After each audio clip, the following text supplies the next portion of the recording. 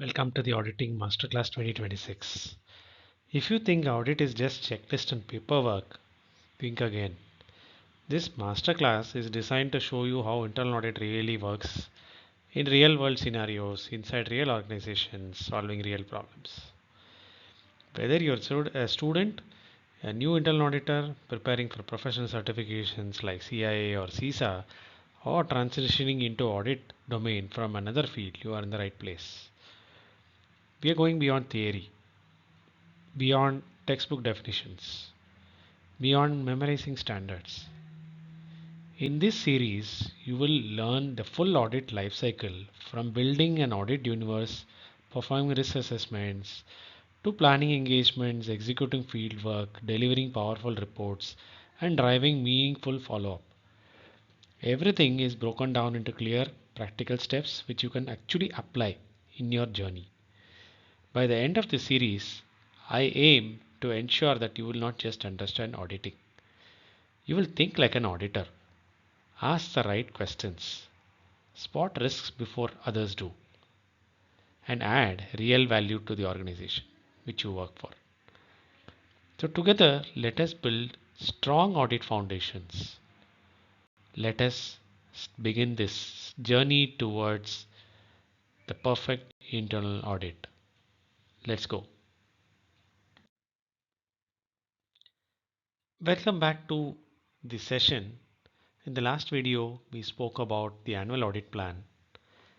So this helps you how you prepare an audit. But a big reality, most of the courses which I have seen at least, they ignore a very important question. Can we actually execute the plan with the people we have? There is always a constraint, they say, right? Are of three types or three corners of the triangle, you can say.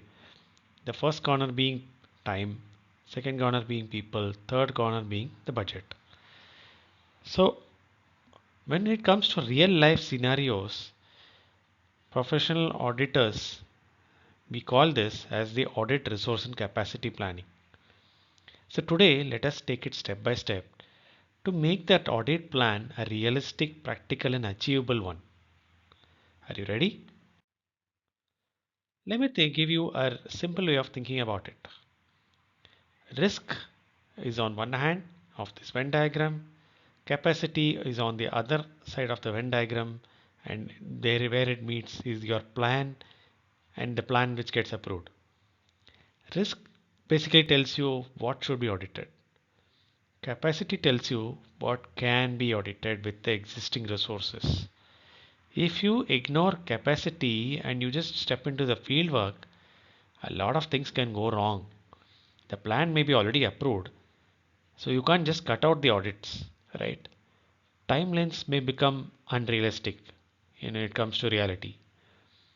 Auditors will get overbooked, overcooked, and finally burned out.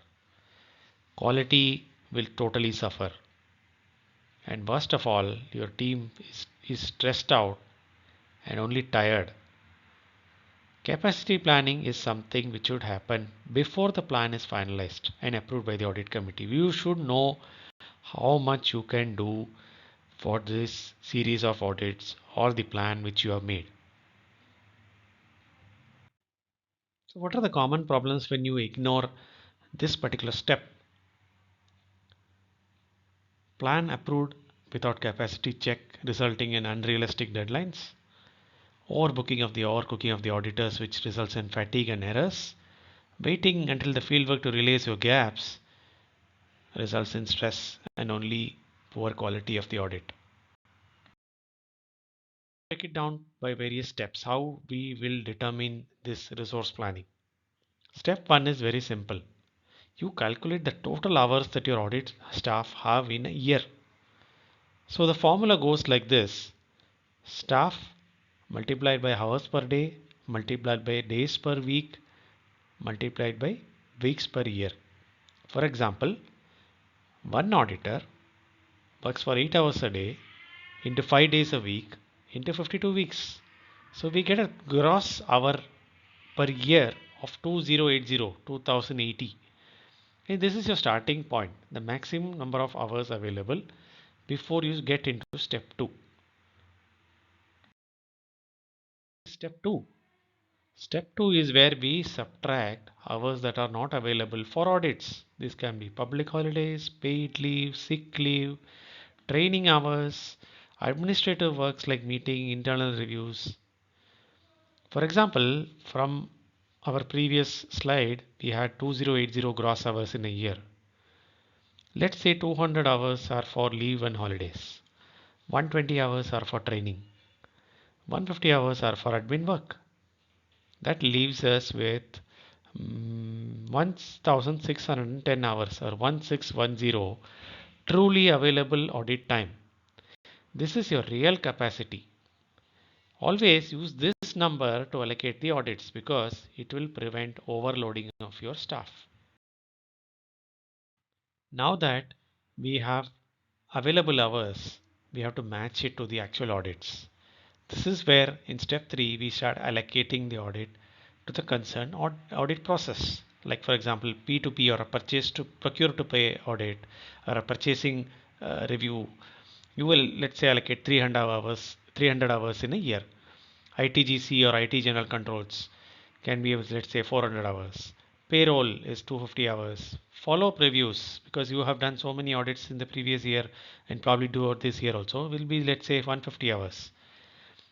Add them all up and compare them with the total available hours which you did in step 2. If the total of these hours exceeds the available hours, then you need to adjust either the scope of the audit, the number of audits, or the timing of the audit.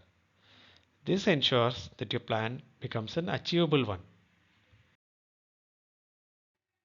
Step 4 is very important. Who will do the audit? Not all audits can be done by the same skill set. IT audits require IT auditors or CISAs. Operational or process auditors requires an operational auditor per se. Cybersecurity or financial audit requires a financial person with finance background. Cybersecurity may be requiring a specialist. You cannot assign normal financial audit to an IT auditor and vice versa, right? There will be a skill matrix which needs to be developed for all the staff of the department. This maps which staff has the right expertise for what type of audit and what are the types of audit that we do across the board.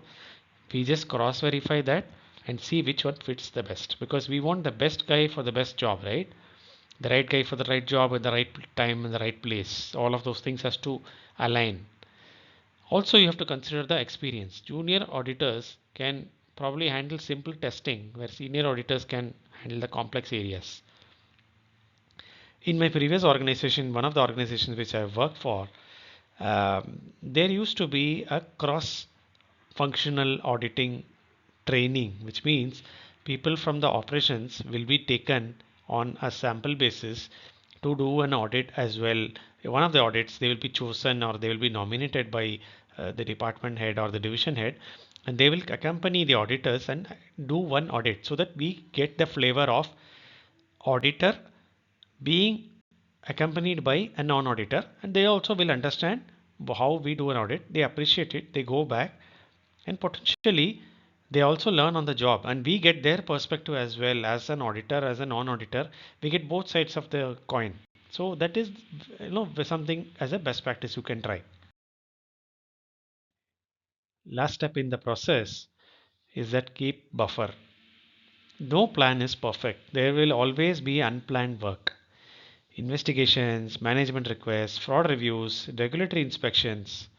The list keeps going on. We are aware of this, right? We have seen this almost every day. So always keep a buffer of 10 to 20% of the total capacity. I mean, don't put too many eggs into the same basket and you end up not doing it. It's not good. It's always to promise less and achieve more rather than promise more and achieve less, right? Nobody wants to have those kind of surprises, those kind of inefficiencies which will show when you actually show your performance over the year, right?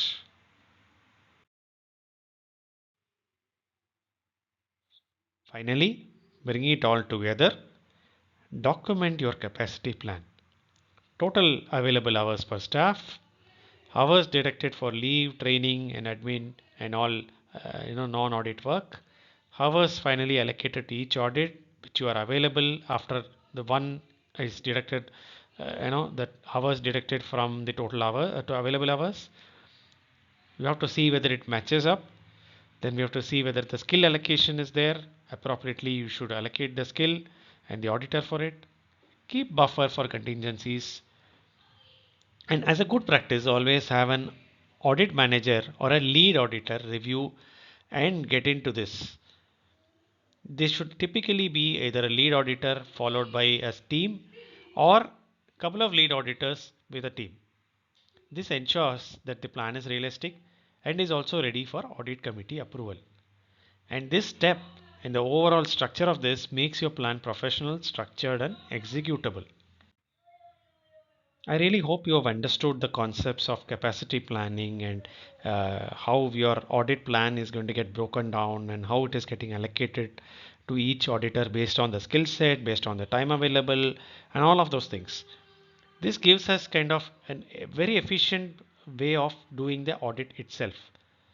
Okay, next in our series, we'll talk about engagement level planning, where we'll take this realistic audit plan which you have just done along with the capacity allocation and planning and break it down into actionable audit steps. Well, if you have enjoyed this video, give it a thumbs up. Leave your questions in the comments and please do hit subscribe for more practical tips and structured insights on internal auditing. This video is part of our ongoing masterclass on internal auditing. The series is alive, up and running. We are somewhere in the middle of the series. So I really urge you to subscribe and follow along right from the first. I have serial numbered it for your convenience. It is also in sequence on YouTube. Please do follow and master all the concepts of internal audit step by step. So see you in the next session. Happy auditing as always. Bye.